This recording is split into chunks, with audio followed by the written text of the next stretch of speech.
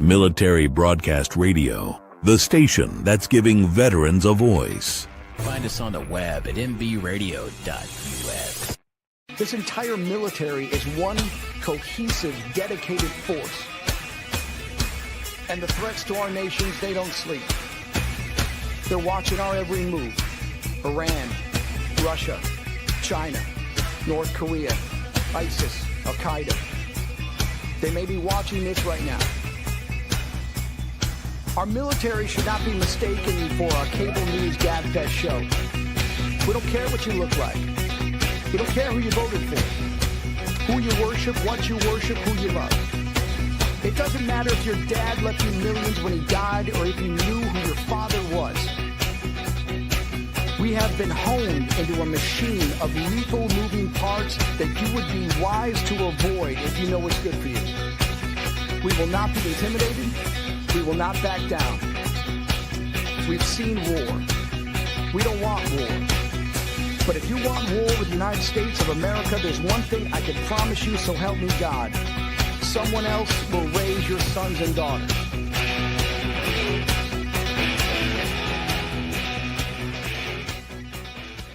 Opinions expressed in this program are those of the speakers and do not necessarily reflect the views or positions of any entities. Turnbuckles and Stogies.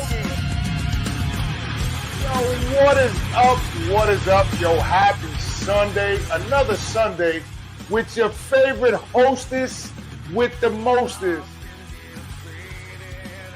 My dad, I'm doing a wrestling match. I looked and I said, hey, I'm on a Brooklyn unit. We're not in Brooklyn, sir. We're in upstate New York in Dutchess County.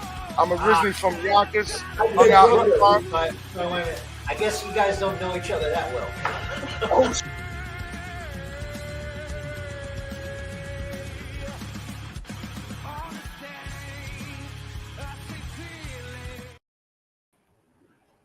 yo, what is up? What is up? Happy Sunday, happy fun day. It's another day here. Matt was on backwards. Another day here with your host with the most, the big dog, the Vanilla Gorilla, and you are on Turnbuckles and Stogies pod. It is just me and him today. We're going to talk about WrestleMania and anything else that comes up to our mind. So welcome, everybody. Make sure you share, follow us on all our pages. Instagram, Facebook, Roku TV, Amazon TV, YouTube. Check us out. Turnbuckles and Stogies pod. Thank you for joining us. Happy Sunday, happy fun day. So what's up, motherfuckers? This is what we're smoking today. The Murciélagos. This is the 6.5 by 46 is the size of this one.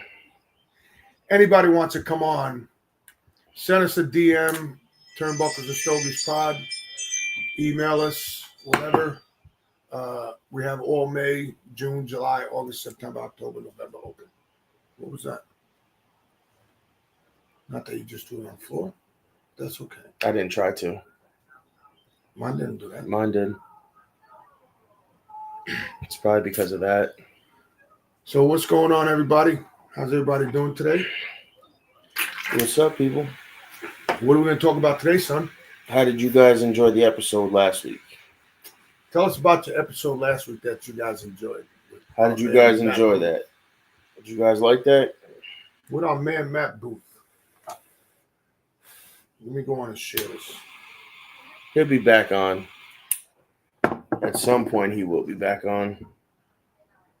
Let me go out and share this real fast. Let me go share this real fast.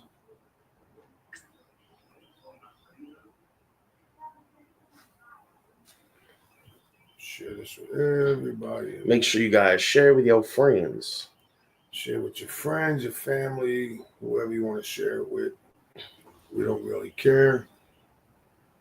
Share with your aunts, your uncles, your cousins, your brothers, your sisters, everybody. You heard? Mm. There you have it. Yes, sir.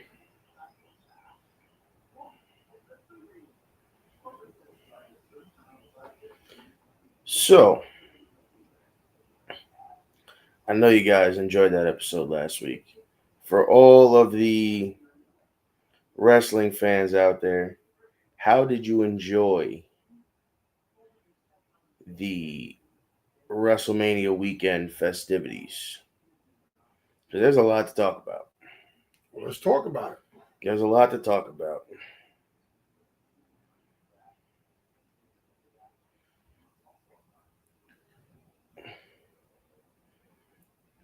I just shared it all over. How about that? I just shared it all over. If I could learn how to spell.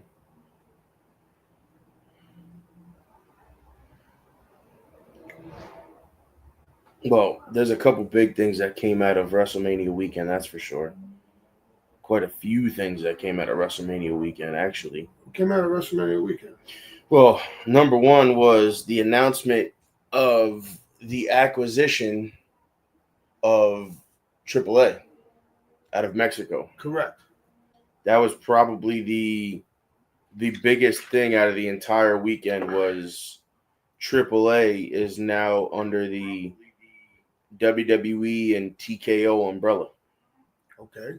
So that'll be an interesting thing to watch and see, because really this is the first time that AAA is going to get the mainstream exposure for North America.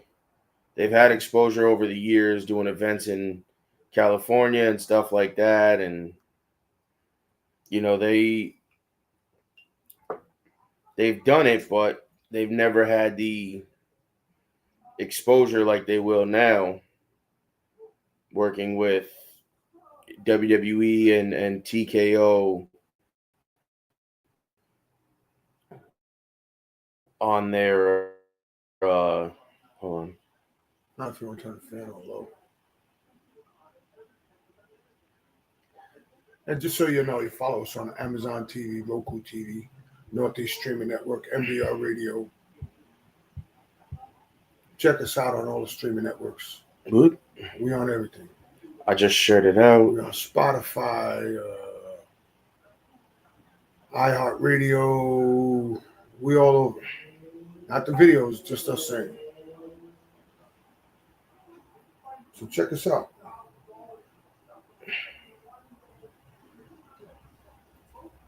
Check us out. Check us out.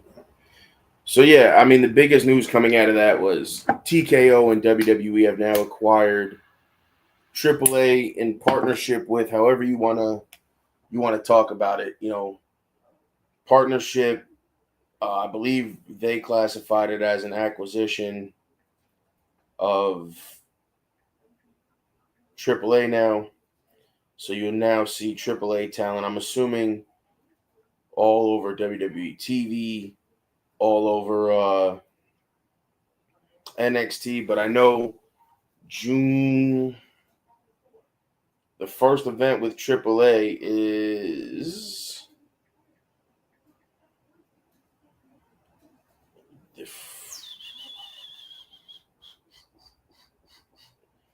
2025. It'll be held between NXT and AAA. It was announced during WrestleMania weekend. It'll be the same weekend as Money in the Bank, actually same day. So June 7th at 3 p.m. Eastern time.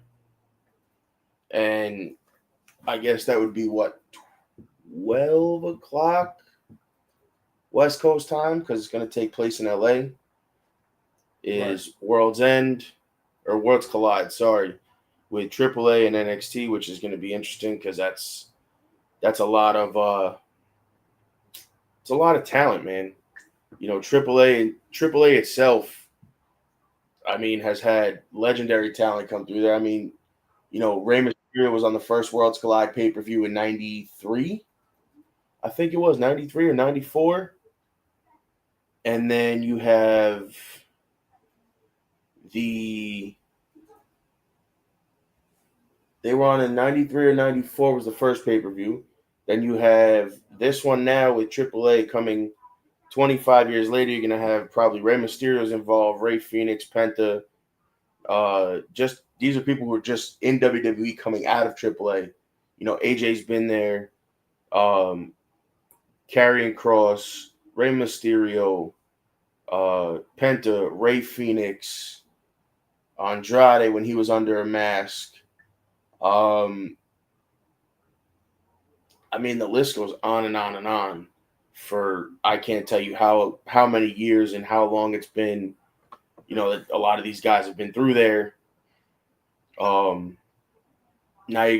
America, you know, besides AEW's partnership with these select few guys, you're gonna get to see, you know, El Hijo David Kingo and guys like that down there that are gonna come stateside and get the mainstream exposure with NXT and WWE, and you're gonna finally see where, you know, a lot of the luchador talent is coming from. Besides CMLL and all that, you're going to get the AAA talent. Now, the only problem they're going to run into at AAA is AAA's champion is Alberto El Patron, and they don't want anything to do with him. So, rumor has it he got released. Don't know how true it is. Not really sure. There's been no formal statement written by AAA nor WWE. So, who knows if he's actually going to be a part of that event. I don't think so. I don't know. Time's going to tell. Really, I mean, you figure this is in June. I don't think we'll see any. We might start seeing an influx of their talent in the next month or so to NXT, you know, popping up here and there. You'll see them come in and do a couple of shows, maybe, you know, eventually get a moved up from triple. I don't know if they're going to use it as like a kind of like they do with NXT, but they're going to use it for Mexico kind of. I don't know. I don't know how they're going to do that. It's going to be interesting to see. I know they're taking they're doing one pay-per-view in Mexico. I don't remember who it is. I don't remember which one it is. I know there's been talks of going to Mexico for years to do a big PLE event. So we'll see now with this in effect. Maybe they'll go to, you know, AAA's house and do a, you know, big show down there and stuff like that. Who knows? Right. So that's going to be the interesting part, is to see where they go with this. I'm excited because, you know, hopefully that'll lead to, you know, AAA getting a mainstream TV deal in America. You know, a mainstream TV rights deal in America, which would be fucking awesome for, you know, any wrestling fan or Lucha Libre fan, stuff like that. That would be great. Now, after that, you know, you went into, that was announced on night 2, I believe, or night 1. Now you go into night 1. That was the biggest announcement coming out of, you know, to shock the wrestling world. That was the biggest announcement coming out of the weekend.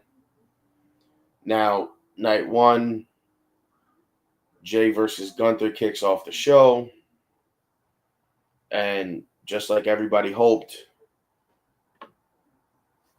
Jay beats Gunther with his own submission and finally, you know, becomes the world champ. That could happen. No, he did. He beat him. He beat Gunther. Right. Yes. We're talking about night 1.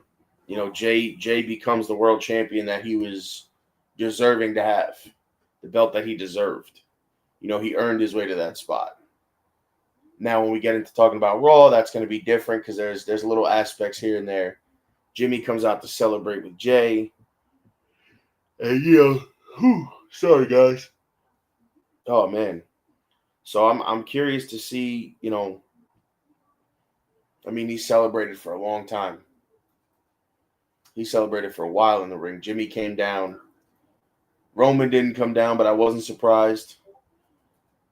Sammy wasn't there, so obviously he didn't come down. But my cigar went out. See what happens when I'm talking? I can't even finish my cigar. You know, Jay wins the belt night 1. Then you go into, I believe, what was it? Was it a tag match next? No. Hold on, let me pull this up for you guys because there was a lot that went on, with night 1 and night 2. I mean, they were both fantastic, spectacles for night 1. So night 1 you had Gunther versus Jay, and then Jay celebrated with Jimmy at the end after winning the world title, which was awesome. I'm happy to see it. I'm happy to see where he goes with this, how long he keeps the belt, because Gunther had the belt for a very long time. And that was like Jay's crowning achievement because he lost to Gunther twice, and on the third time he beat him. So, and then from there, you're going to go into the tag team match. See, I was right, which was the War Raiders versus Kofi Kingston and Xavier Woods. That match was okay. It wasn't the greatest. I mean, it was a good match. I won't say it wasn't, but it definitely, you come from that first world title match to that. It was definitely something missing. They all showed out, though. I will say that they all, showed out and showed off and did what they had to do, and kind of made it believable. But I definitely will say it was definitely something different. It wasn't, compared to the first match, it wasn't as stellar. But now, the Jade and Naomi match was actually, that was a very good. I enjoyed that match. That match was great. Jade hit her with a power bomb and Jade to win the match. Now, for her first singles match on a big stage like that, to kind of cap off. Well, not really cap off, because if you think about it, it's all kind of just started. So to have that first match on WrestleMania to kind of keep their feud alive was actually very good. It played into the story the right way. Jade came out and was dominant the way she should have been, took all her anger out and frustration, and beat Naomi, which is what she needed to do. Correct. Now, after that, going into the fourth match, I mean, that match, if you read the star ratings, is probably, a 2-star match? Yeah. Storytelling-wise, it told all the matches have told a good story. Eric and Ivar, the War Raiders, and Kofi Kingston told a story, but it was also kind of time for them to drop the belts, to kind of pursue it again eventually. Well, they'll pursue it again. Yeah. I'm sure they will. But they have a rematch clause. Remember Maybe that. at SummerSlam. Remember, they have a rematch clause. Maybe at SummerSlam. No, Backlash is next pay-per-view. Oh, Backlash. So they have a rematch clause. Who knows when they invoke that rematch clause? The fourth match was LA Knight and Jacob Fatu. Now that match was, two crowd favorites in Jacob and LA Knight, because Jacob he's a heel, but everybody likes him. You can't not like. You know Jacob. what I mean? No, that's not what it is. Yes, it is. No, it's not. Yeah, it is. No, it's Yarameen. Yeah, you gotta do it right. That's what I said. No, you didn't. That's what I said. No. So Jacob came out with a werewolf mask on for the Samoan werewolf, and that mask was actually made by the same guy who made Bray Wyatt's Fiend mask. This is really good smoke. Shout out to Espinoza. Yes. That's for What you. up, Jermaine? I just said that's for you. How's that? There we go. Now it's working.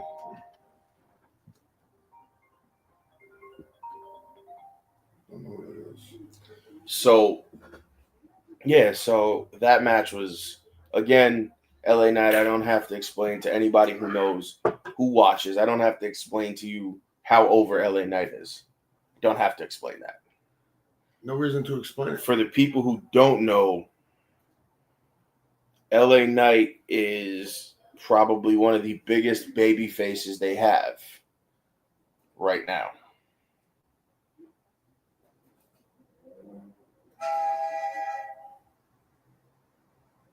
Okay, I'm good.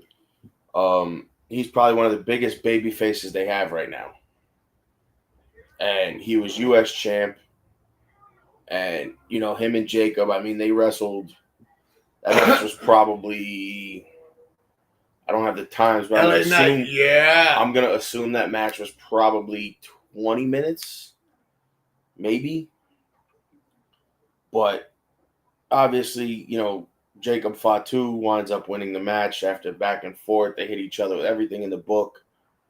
Jacob Fatu wins with a top rope Samoan drop and two double jump top rope moonsaults, and he pins him for the belt. So now that's 3 title changes so far on night one. Night one. The world champ, the tag champs, and the U.S. champ. So on that note, guys, yes, we're going to take a break. Be right back with your favorite podcast, Turnbuckles and Stogies. Check us out, Northeast Streaming Network, Amazon and Roku TV, and all the streaming networks you can figure out, Spotify, and all that other stuff. Yeah.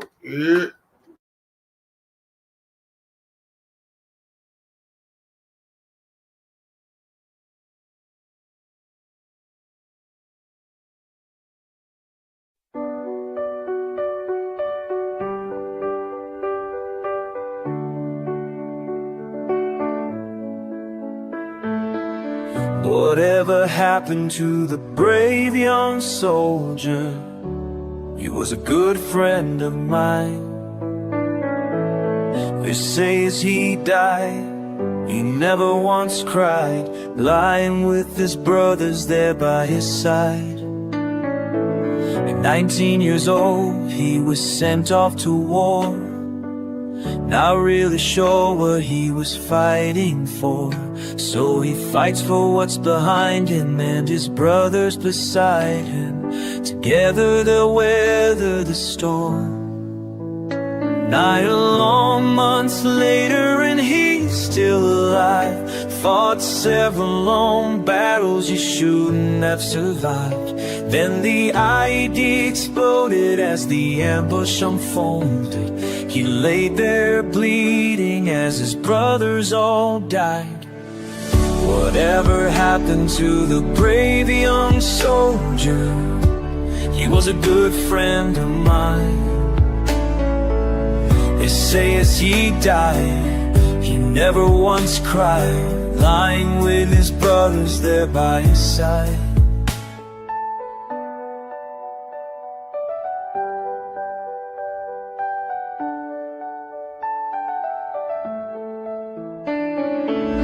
Reinforcements arrived in the nick of time. Old Doc had found him and called in the nightline. He awoke in the hospital. They patched all the holes. Too bad they couldn't fix the ones in his soul. And 16 years later he locks all the doors, unable to find anything worth living for.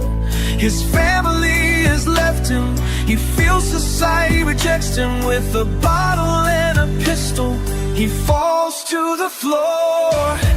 Whatever happened to the brave old veteran? He was a good friend of mine. They say as he died, he sat there and cried, with only his memories sitting there by his side. Brothers and sisters, we can't lose this war. Have we forgotten what the hell we fought for? Pick up the phone, don't knock on the door.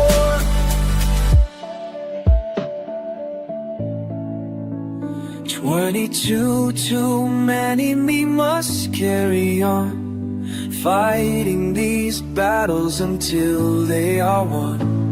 We know that we walk on the edge of a knife, but one simple call can save a life.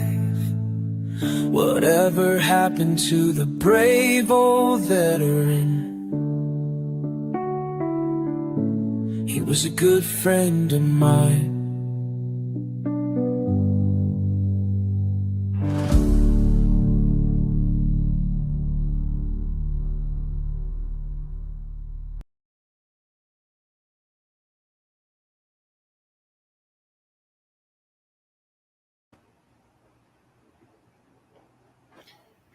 And we are back with your favorite podcast that smokes cigars and talks about wrestling. Again, we are smoking the 6.5 by 46 Espinosa Murcielago today. Smoke of choice, just kind of had it in the humidor, figured we'd smoke it, right? So yeah, so back to the fifth match on the night. Getting into night, we're still in night one. There's 7 matches each night. So Rey Fenix took the place of Rey Mysterio. He couldn't compete for whatever reason. He got hurt. Rey Fenix took his place against El Grande Americano. And he lost. With the metal pit. Well, so that's the thing. You know, Rey Fenix has just got... Here, I got it. Don't click the wrong button, please. There you go.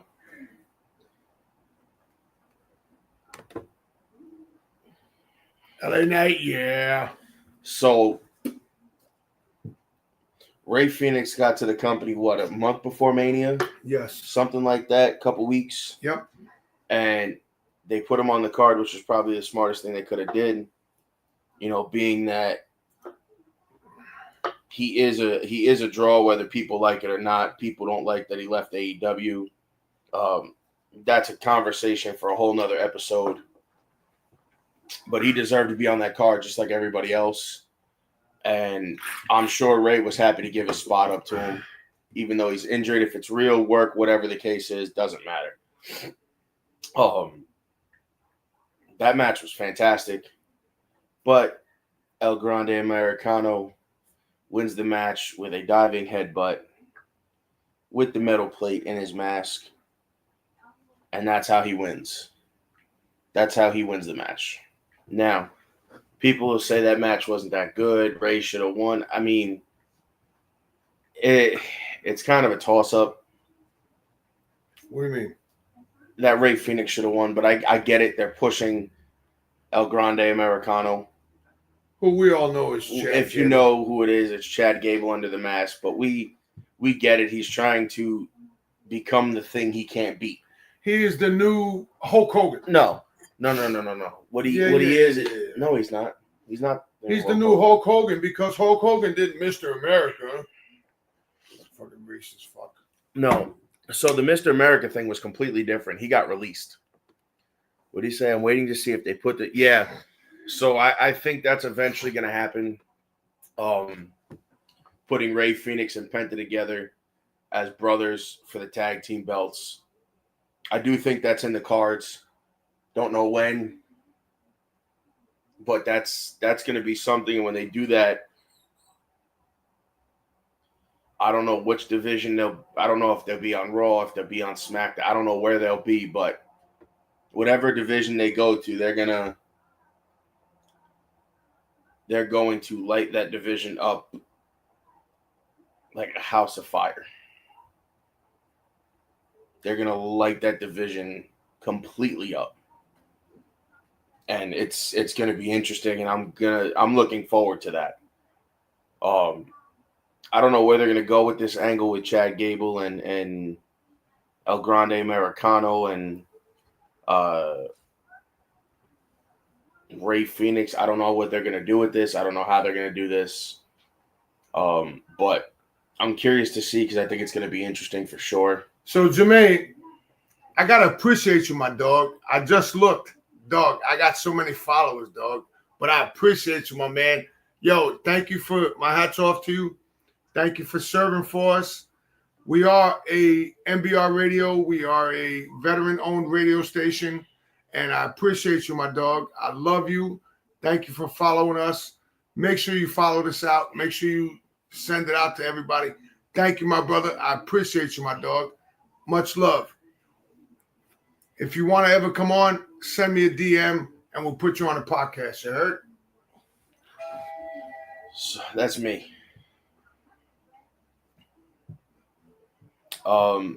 Yeah, I mean, listen, that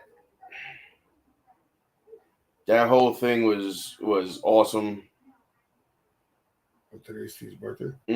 I just seen it. That's why I said that. Yo, shout out to my brother T, Terrence Wellen. Shout out to him. Happy fucking birthday, motherfucker.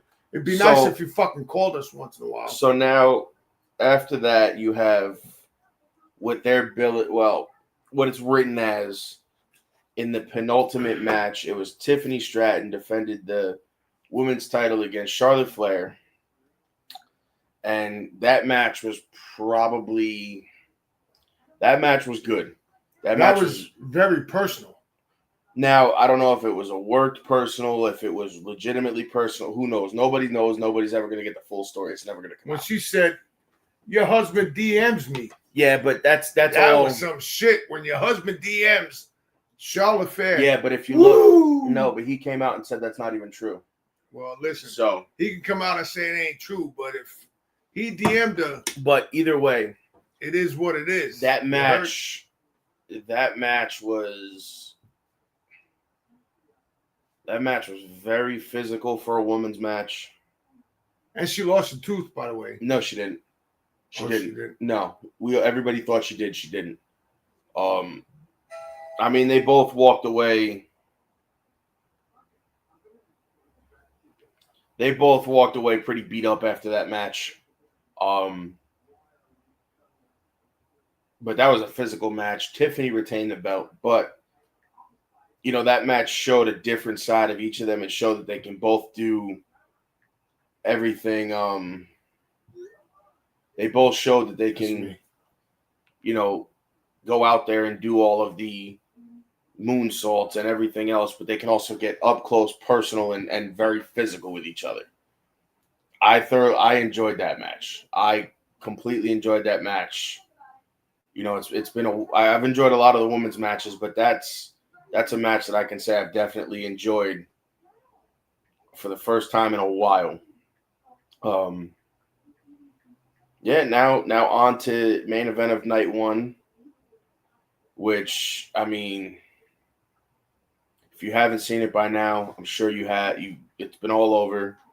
CM Punk, Roman Reigns, and Seth Rollins. They broke the new indestructible tables, as they call them. Roman broke them both, put Punk through one, and put Rollins through the other. CM Punk came out with Paul Heyman that was the favor. Now, for anybody who knows, the last time he came out with Paul Heyman was against The Undertaker at WrestleMania. It was his last WrestleMania, I believe, before he walked out. He wore the same sweatshirt and the same gear he wore on that WrestleMania event when he faced The Undertaker. Correct. That yellow gear with that gray sweatshirt, that was the gear he wore on his last WrestleMania. Correct.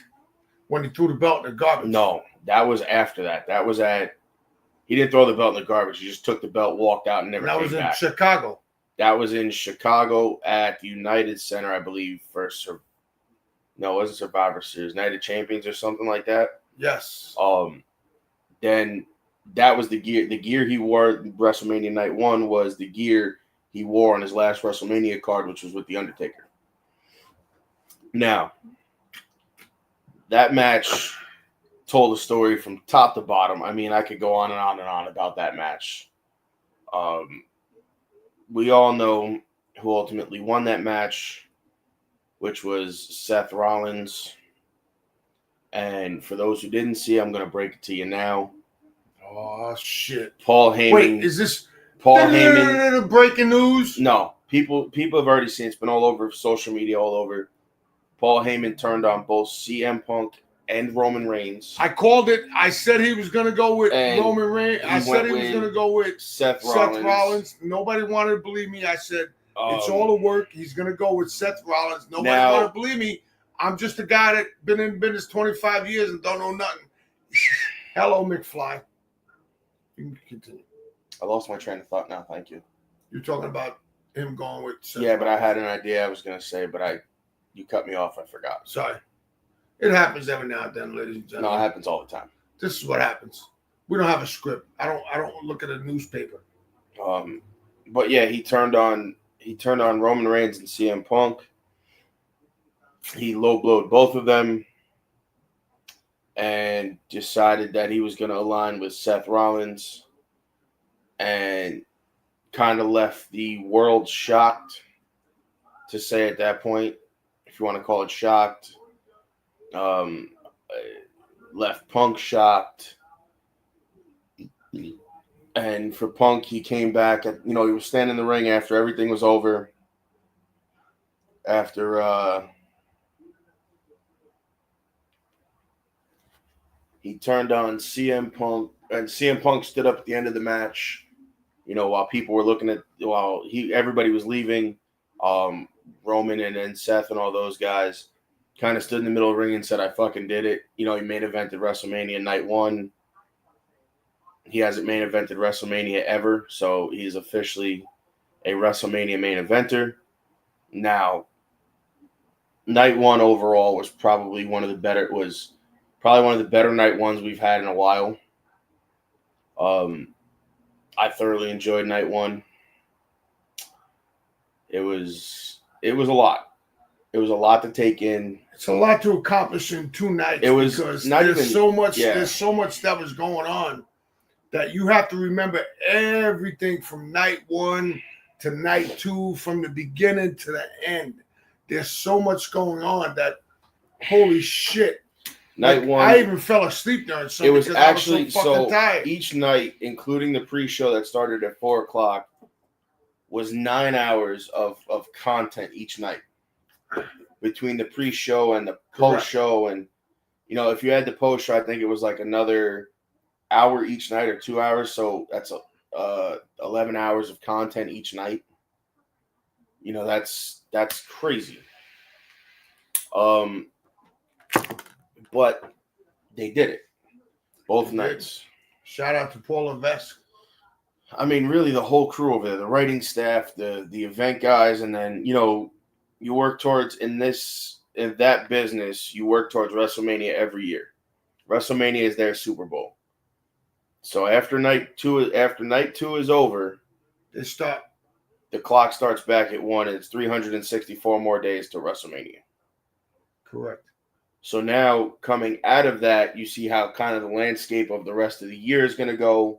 Leading up to the next Mania, you see kind of, who might be in the picture, who might not be, who's taking time Bailey away. was supposed to be in, but Bailey got hurt. Who's going to be taking time away, who's going to be leaving, shit like that. You see that kind of fizzle out. Oh, wait. Shout out to Rusev. Well, I'm getting there. We're not there yet. Sorry. You're getting ahead of me. I'm ahead of the guy. Sorry. I just have the brain that keeps going. No, because we haven't even talked about night 2 yet. I keep having a brain that keeps going on and on and on. I'm So, like the Energizer Bunny. I just keep going and going and no, going. you just like to jump all over the place. Yeah, well, fuck it. But night 2 kicked off with another championship match, but it was a women's title, the women's world heavyweight belt, or women's world championship. Sorry. It was Bianca Belair, Io Sky, and Rhea Ripley. That match was tremendous. Was amazing. I mean, it was great. I mean, they pulled out all the stops. They hit every big move you can think of. Io obviously held the belt and won the match. She retained the title, won the match, which I was surprised, but not surprised, because she's only had the belt 40. At that point, she only had the belt less than 60 days. Yes. Less than 50 days, actually, at that point. Yes. So I'm not surprised to let her keep it. But, that women's world title picture really shapes up nicely coming out of WrestleMania. Now, in the second match, you had the Sin City Street Fight. Damian Priest faced Drew McIntyre. And that was a really good match. I enjoyed it. Drew obviously won the match because he put him through the tables on the outside and everything else. So, he put him through the tables and beat him with a claymore, with a chair, and all kinds of, he kicked him with it through. It was insane the amount of stuff they did.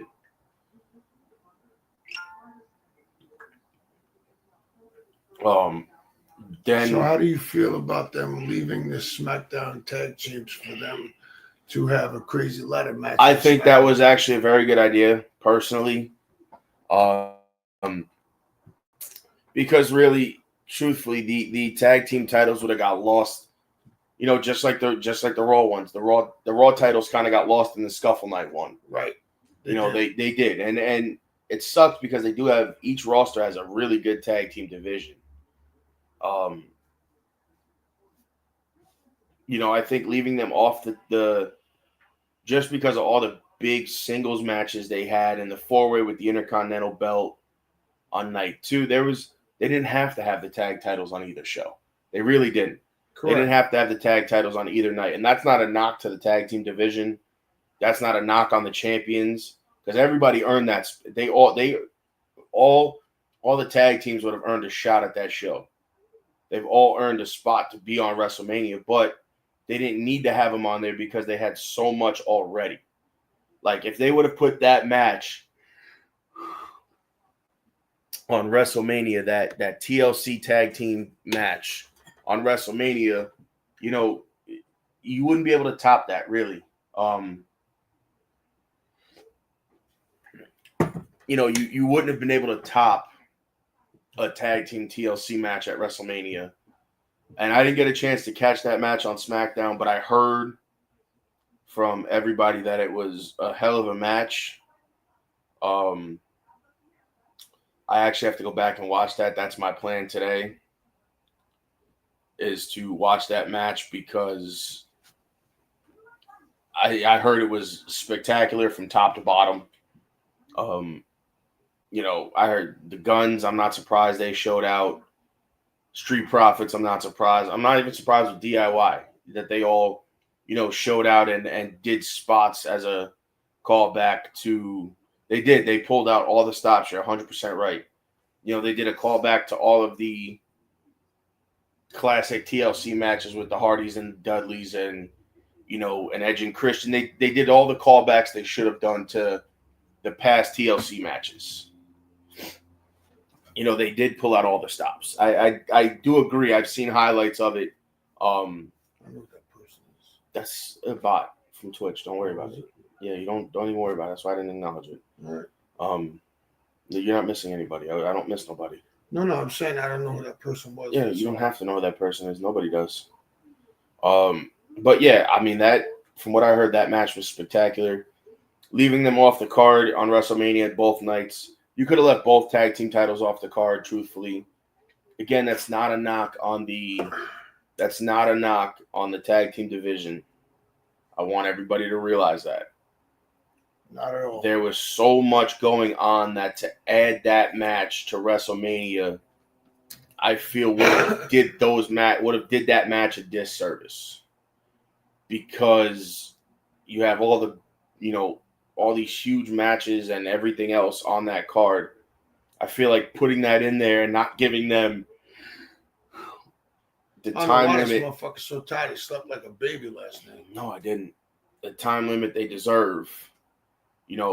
On that card, there wouldn't have been enough time for them to do what they did on SmackDown. Where on SmackDown, that was the main match. They built around that match for the night, and they had, I believe somebody said 20 or 25 minutes to do everything, or 30 minutes, whatever it was. They went a while. And I think that's, you need to put those on the shows once in a while on SmackDown and on Raw, because, you want your viewers to go there to be able to build up to the pay-per-view, to get them to watch the PLE, right, to get them to go to these shows, to get Correct. Them to invest in these teams. Correct. And once you get them invested in the teams, then you can say, okay, these guys are where we want to be in the, they're who we want to watch, they're who we want to see, and that's kind of where you go, and that's what you want as a company. And I think it was great. I mean, I got to go back and watch it myself, but yeah. And then, I mean, to go from, you have the tag team match that was on Friday. Monday Night Raw had a couple title changes. We're almost finished with night 2, which had a few more title changes. You had the 4-way match for the Intercontinental title, which was the first time the Intercontinental belt was defended in a 4-way on WrestleMania. It was Braun Breaker, Finn Balor, Dominic Mysterio, and Penta. And guess who won? Now, that match blew everything out of the water. They showed out for that match, and Dominic won the match, getting the belt, which he deserved one at this point anyway. It was about time they gave him one. He was the only one that hadn't had a belt in a while, if ever. So he deserved to have that belt. I like him as champion. He's the heel now that everybody loves to hate. So it's going to be interesting to see where they go with him. After that was Randy Orton's open challenge, and there was an acceptance, and it was the TNA World Heavyweight Champion Joe Hendry. Now, as a TNA fan, I was happy to see the TNA World Champion on WrestleMania, because TNA has finally gotten, with this partnership that they have formed, man, they got the exposure right there that they needed to do what they do best and show people what they're about. And I think it was great. And Randy said to him at the end of it, I appreciate you. You accepted this challenge. You showed out for all these people. You showed these people what you're about, this, that, and the third. So it was good. Then you had AJ Styles and Logan Paul. That match was fantastic again. Logan Paul won after Karrion Kross interfered and tried to get AJ to use the knuckles, and he didn't. And AJ got pissed off, went back in the ring. He got hit with he went to go for a forearm, the phenomenal forearm. Paul ducked it and hit him with a pulverizer for the win. Now, you had again, as they're billing it, the penultimate match for the women's tag team titles. Liv Morgan and Raquel Rodriguez took on Lyra and her mystery opponent, the man, big time Bex. I mean, you name it, she's had it all. Becky Lynch came back, helped Lyra. They won the belts and beat Liv and Raquel. Fast forward to Monday Night Raw. They lose the belts to Liv and Raquel, and Becky turns on Lyra and kicks the shit out of her. So I'm curious to see where they go with this angle now. It'll be interesting. I'm curious. I like it. Then you had the main event, Cody Rhodes versus John Cena for the world title. This match was John's entrance for WrestleMania actually was pretty cool. Not the music I was hoping for. Nope, not the music I was hoping for. Well, I think that's the music that's not the music everybody was hoping for, but I like the minimalistic approach to the entrance. Just the all black with the white writing. I think it was great. It did what it was supposed to do. It proved a point. He's not here for the fans. He's here for himself. He's going into business for himself. And he's single-handedly here to ruin wrestling. Yes, he is. Which I think it's great. So he is officially the greatest to ever do it. 17 times. I mean, I'm not mad at it. I like it. He was deserving of it. It was about time they gave him 17. Should have came a lot sooner than it did. Yeah, well, I mean, it is what it should have came a lot sooner than it did, especially because it's a retirement tour. That's probably why he got it. So John wins the match. Travis Scott comes out. They celebrate. And then you fast forward to Raw. He's there at Raw. You fast forward. He's at Raw. Randy Orton rolls out from under the ring as he's cutting a promo. Slides in the ring. And I actually will say that, it was kind of cool to see them in the ring together again. And as John turned around, after he announced that he was the 17-time real world champion is here, he turns around through the, as he turns, you hear him say shit, and Randy lays him out with an RKO. Now, WrestleMania both nights to me was fantastic. I loved it. Every single fucking minute of it. Now, I got the message.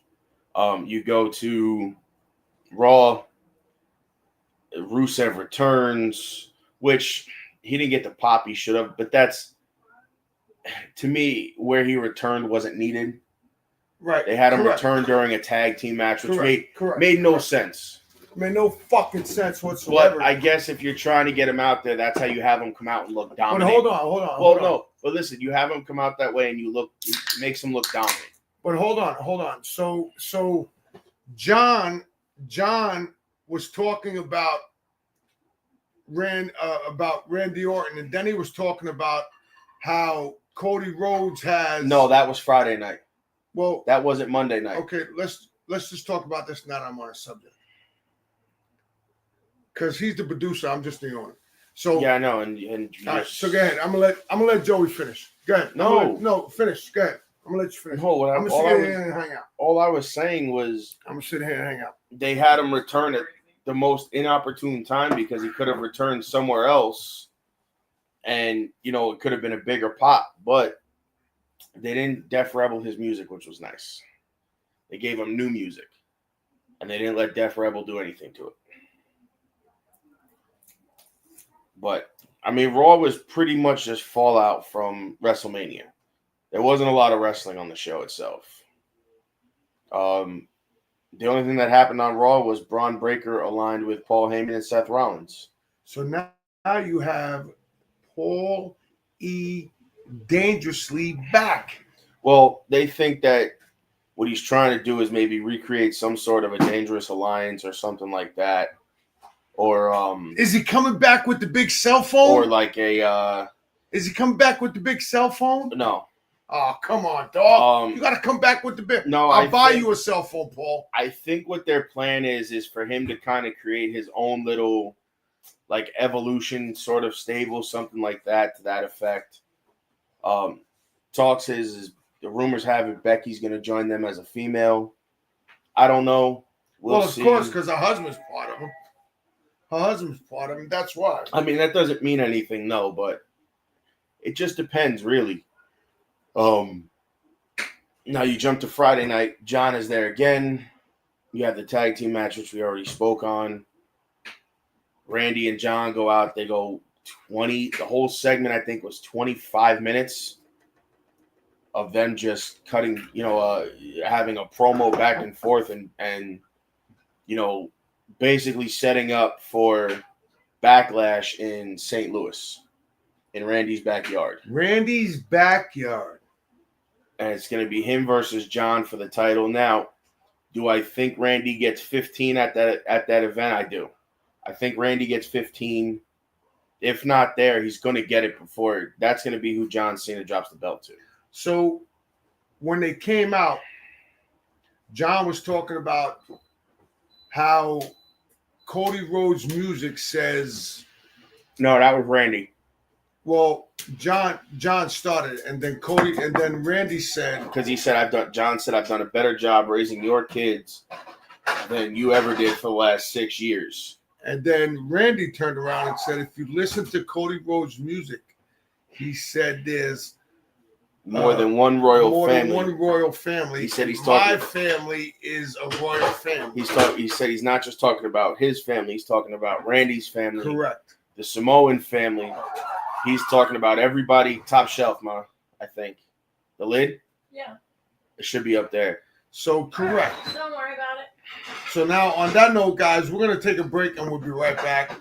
Turnbuckles and Stogies Pod on your Sunday fun day. Go fuck yourself.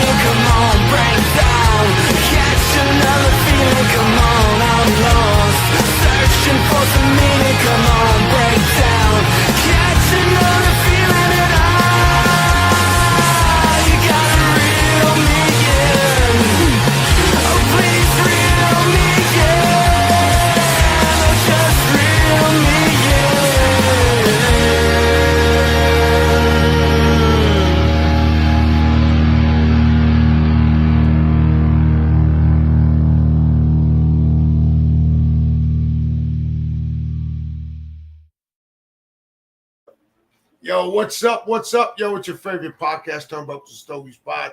Happy Sunday, fun day. Go fuck yourself, eat a bag of dicks, whatever you want to call it.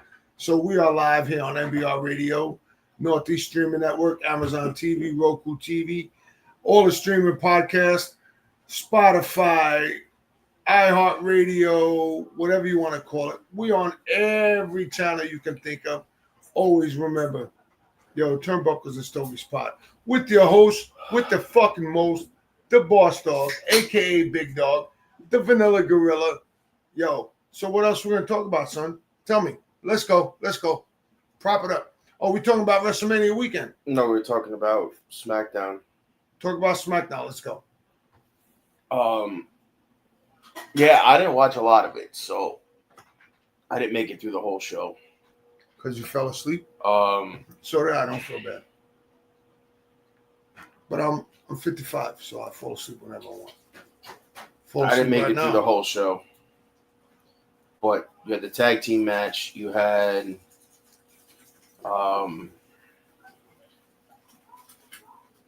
the biggest thing coming out of that whole night was, well, you had a couple things that happened besides the promo. You had Aleister Black returning. He came back Friday night. Zelina Vega beat Chelsea Green and is now the new Women's United States Champion, which is about time because she really needed that. She really needed to have a singles belt. It's been a long time. People that have watched her in TNA knows that she can actually wrestle, probably better than a lot of the women in the business today.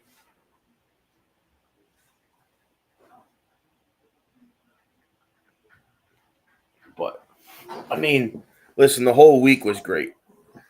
The whole week was fantastic. You had call-ups, you had debuts, you had returns. Can we do one thing? What do you want to do? Can we talk about the Karrion Kross off the fucking? Well, so I don't think that was. I think that was not a gimmick. I don't think that was a gimmick. It was. I think that was fucking legit. Shit. That wasn't. No, I think Karrion Kross had it. I think Karrion Kross had it up the fucking ear. No, I don't. That wasn't. I think that shit was legit like a motherfucker. No, so that to me that was more of a work shoot than it was an actual shoot. Think so? Yeah, because it plays into his character. It plays into his darkness character, of getting you to embrace your dark side, getting you to. I don't have a dark side. Getting you to wait, maybe I do become. Have a dark side. Think I got a dark side? Become the. To embrace the monster that's inside of you. The side you don't want to come out is what he wants to get you to come out. Do you think I got a dark side? I think that was part of. I think that's part of his new gimmick. Whatever his new thing is supposed to be, I don't know. I think he had a good thing going with the Final Testament before they released El Ring and the AOP. I think they had a really good thing going. And then they stopped using them for whatever reason. But that's a guy that should be in the world title picture that's not. Really, he should be in any championship title picture right now. And I agree. I've said that for years. He's a guy who doesn't get his... Karrion Kross don't get his flowers. He gets his flowers, but they don't... Get your flowers now, Karrion. This is the second or third time... that they fucked him. I wouldn't say fucked him, but the second or third time that he should have been involved in some sort of angle, and he wasn't. And, I mean, now with AAA in the picture, though, maybe he goes back to Mexico. Could be. Maybe they allow him to go to Mexico and take that character down there. Could be. Maybe this is what this is a setup for, is for him to go back to Mexico. Could be. Because he's always said he loves it down there. Everybody that's gone there and come back said they love it. And always remember, the Mexicans wrestle on the left side. Well, so that's a whole nother thing. A lot of the guys that have come through, even the heavyweight guys like him, like AJ, who else? There's been a few of them that have come through and gone through Mexico and stuff like that.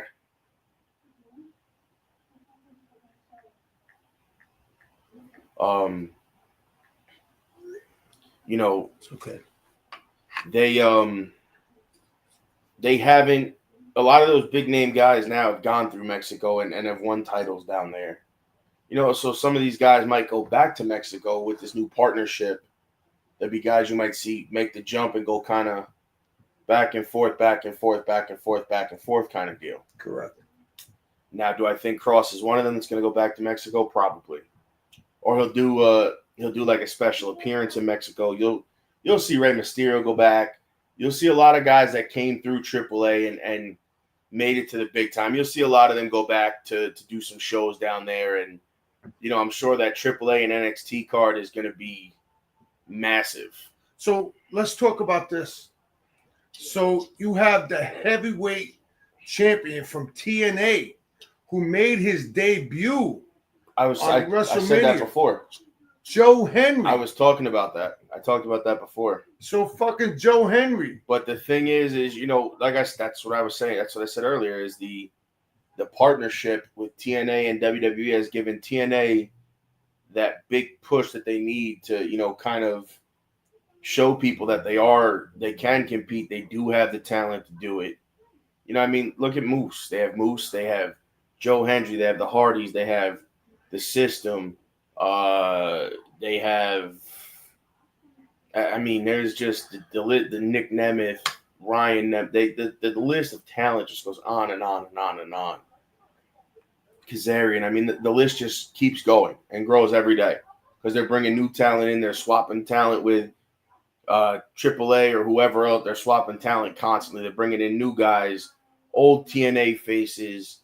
They're doing a mixture of everybody. And for TNA to have that exposure on WrestleMania, this isn't the last time you're going to see them involved in that, I'm sure. Correct.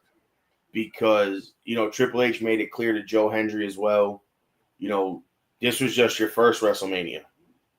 Enjoy it while it lasts, because the pressure only gets heavier from here. Let me tell you, that dude, his pressure. I'm telling you right now, as a wrestler, doing something that big, and I've never done something that big, but I've done things like that.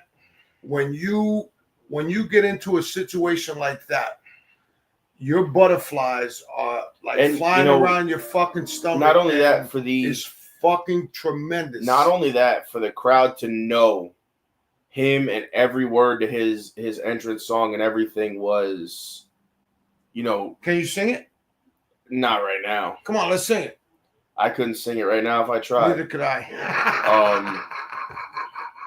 Neither could I, but guys. Yeah, listen, that just alone, that whole thing really kind of solidified that Joe Hendry, even after he leaves TNA, if he ever leaves TNA, which he probably will, everybody wants to go to WWE or AEW, whatever.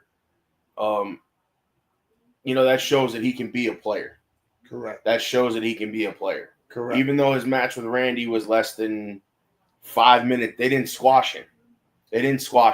No, and they could didn't squash him. They could have squashed him. Yes, we all believe. We all believe in Joe Hendry. Jermaine, can you sing the song for us, Jermaine? So, no, but it shows that, they could have brought him in. I believe in Joe Hendry. They could have squashed him when they brought him in. They could have had him walk in the ring, get dropped right away. Him and Randy had a back and forth for that 3.5 minutes with, of match they had. There was a back and forth. Right. They gave each other, Joe gave him offense. Randy gave him some. They didn't send Joe out there and just have him come in, do his entrance, walk in the ring, get dropped, and, lose right away. Correct. They gave each other a little bit of everything. Correct. And, that shows that not only do they, it's going to sound ironic, but not only does WWE, believe in Joe Hendry to be a player down the line, but that shows that, they're not going to squash anybody they bring in, whether it's AAA or look at TNA. What's her name that joined them from TNA? Jordan Grace. Well, she chose, so she could have came to the main roster. She could have. She wanted to go to NXT. She's made that clear numerous times that, NXT is where she wanted to start. Because they bring a lot of these people in. Sorry, guys. We had a long fucking Wednesday to fucking Saturday. They bring these people apologize. in. And normally they squash guys like that. They squash guys and girls like that right in the beginning. They bring them in, squash them, and send them all the way back down the card. Under this new regime of TKO and Triple H and The Rock, they're bringing these guys in and, essentially giving them the platform to do what they do best, to get themselves over with the big audience, because, eventually these guys are going to come over there. These guys and girls are going to jump shit. Wow. Sorry, guys. I'm drinking my coffee now. My sincerest apologies. But I'm glad to see our viewers are still sticking around and hanging out with us today.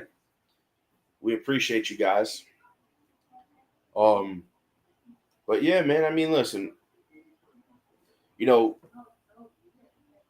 Backlash is shaping up to be interesting.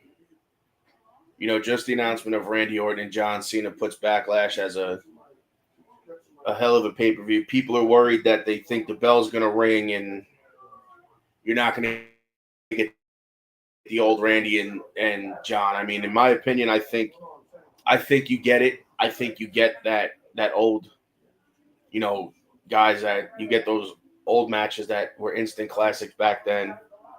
I mean, that's going to be a great match. I will definitely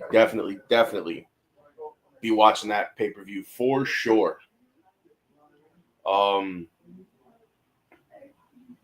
AEW is actually doing very good as well. They moved to smaller venues because, it looks better on TV and really even WWE sometimes has a hard time filling the big arenas. So I get it. Now, NXT Wednesday night was great. You're seeing a lot of things play out from their event over the weekend. You're seeing everything start to kind of play out with Stax and Tony D. Trick is kind of thrown in and out of the world title picture. Joe Hendry, I think, is going to take on Obafemi at some point for the belt. So the crossovers are going to be kind of insane. And especially, like I said, with this Worlds Collide, AAA, and NXT, who knows what matches you're going to get out of that? Because a lot of the guys in NXT are really good. And I think they'll fit in nice with the AAA guys. All right, I'm back. On that note, guys, I'm going to take a quick commercial break. Sure, take a commercial break when I come back, and right? We'll be right back.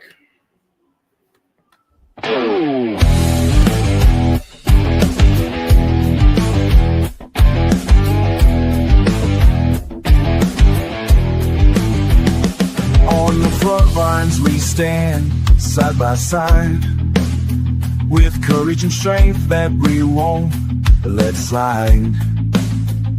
Through the chaos, our hearts beat as one. Each brother's a soldier, into battle we run. When the shots ring out, we won't back down. In the silence of loss, we'll wear our crown.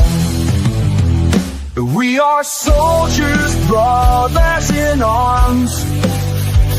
Through fire and fury, we weather the storms. In unity, forged through the blood that we shed. Together we stand, living for the dead. Each step we take through the mud and the pain, memories linger like the echoes of rain. We fight for the fallen, our spirit won't break. In honor we carry their names in our wake. Though the cost is high, our bonds grow tight. In the darkest of hours we'll shine our light.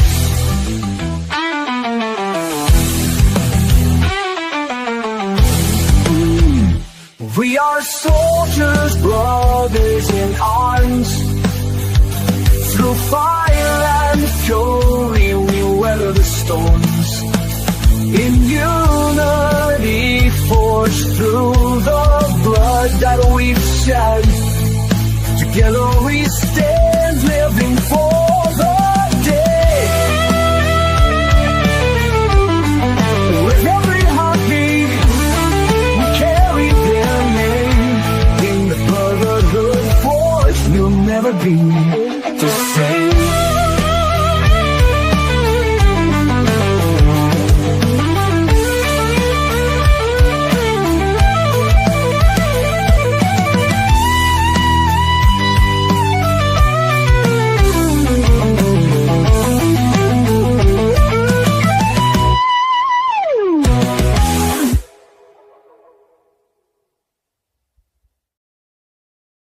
Yo, what is up? What is up? Yo, we are back on Sunday Fun Day with your man. We're winding down, which the is host. We got the last 15 the minutes most, or so. With the host, the big dog, the Vanilla Gorilla, Turnbuckles and Stogies Pod, NBR Radio, Northeast Streaming Network, Spotify, Amazon, Roku TV, fucking iHeartRadio, everything you can find us on. Everywhere Facebook, you get your Instagram, podcast.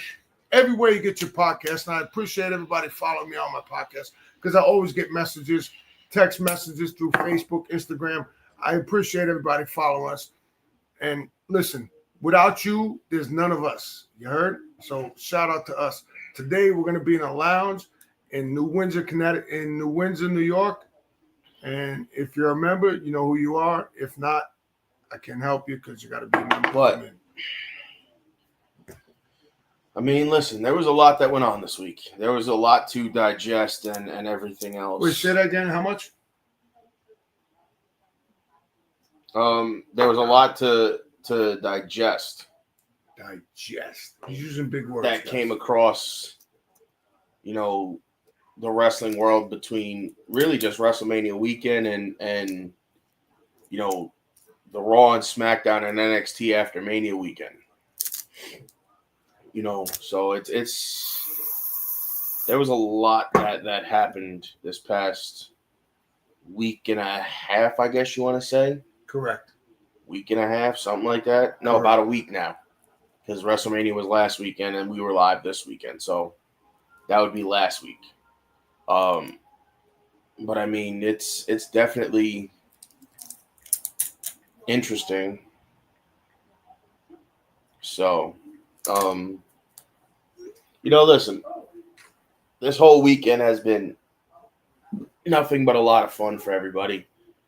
Wrestling fans, between the collective that GCW puts on every year and gets in contact with all, and not only GCW, but they put on with a bunch of different independent promotions, Tokyo Joshi Pro, DDT, Progress, all the big international companies all flock together, motherfucker. No, that's not what I was going to say. He was going to say it. I just said it first. No, they all flock to one spot, but not everybody's got something to do with the collective.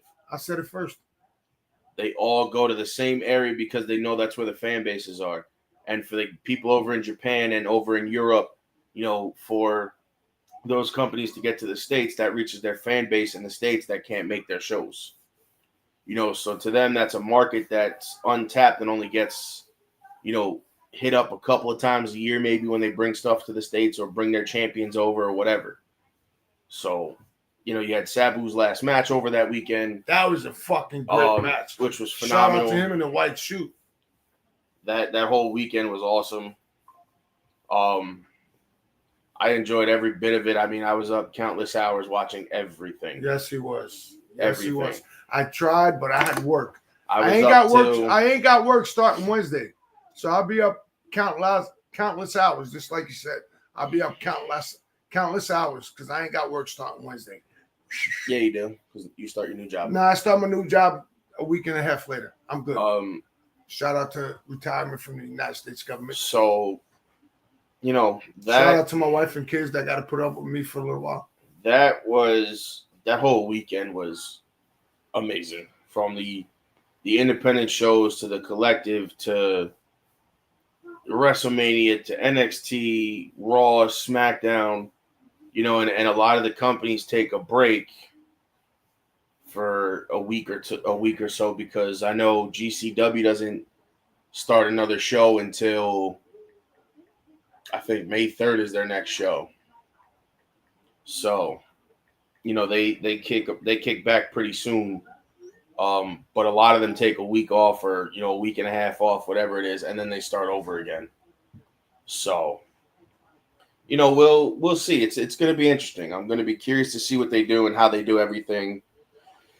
And people will find things to poke holes in for WrestleMania and Raw and SmackDown. Everybody does. I'm not poking holes in anything. I'm just saying there were things that could have been done differently. But again, we're just sitting here on where would they call we're giving our feedback, but we're not trying to. So let's hold on because this has been bothering me. This has been bothering me for a while.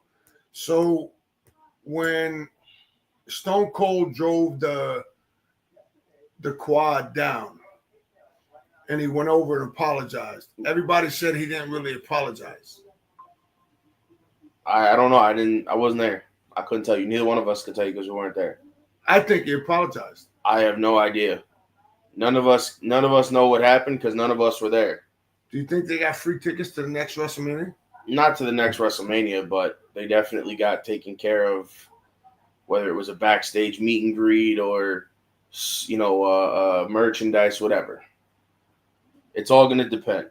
I don't know what happened. The full story will never come out until it's like the green shirt guy. Well, no, his story is legitimate. He got punched in the face. And they sued him a few times. No, he didn't sue them. He got punched in the face. If it's the guy I'm thinking of, there's a couple of them. I think he's one of the ones that CM Punk punched in the face a long time ago. And he's gotten basically free tickets to everything. From what people say. Now, I don't know how true that is. There's never really a story on it. On the WrestleMania stage, you walk somebody down. Yeah, you could buy that. That was up for sale. You could have bought that. You could have bought that. Okay. You could have bought that. You could have bought that. It came with a ticket. He got to be a timekeeper and walk down the ramp. I think you were able to buy that for that weekend. I forget how much the ticket was. It was an astronomical amount of money, but you were able to buy that ticket. I ain't buying that much money. You were able to buy that. No, I'm good. So guys, on that note, it's Turnbuckles and Stogies Pod. Your host with the most, the big dog, the Vanilla Gorilla. Yo, check us out next week. We'll cut it a little short this week. We'll cut it short this week, but we've had fun. We've enjoyed your interactions. We're glad all you guys stuck around to watch our show. Thank you, Jermaine, for joining us, my brother. I appreciate you. We appreciate you coming on. Thank you, everybody, for watching us. Check us out on YouTube, Turnbuckles and Stogies Pod. Check us out on Facebook, Turnbuckles and Stogies Pod, MBR Radio, Northeast Streaming Network, all the places you can find everything for your streaming podcast. Check us out. And this has been another episode of Turnbuckles and Stogies Pod. Peace. Ladies and gentlemen, thank you for tuning in to Military Broadcast Radio.